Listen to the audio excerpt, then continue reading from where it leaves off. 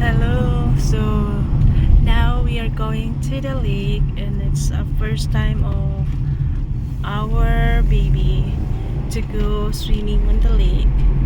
So we leave early because I'm sure the parking on the lake is very full.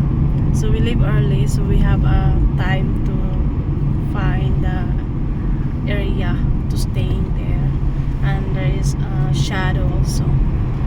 But this road, look, the roads here, need to be careful over here because it's a mountain and so small roads, and but it's worth it also to visit.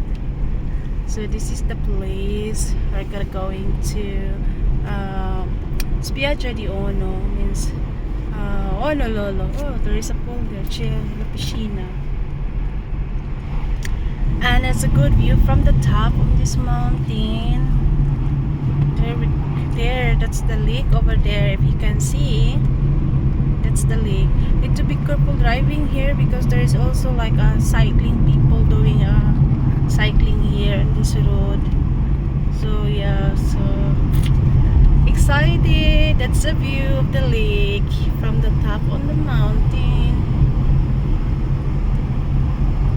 Very Bella Vista. Good view.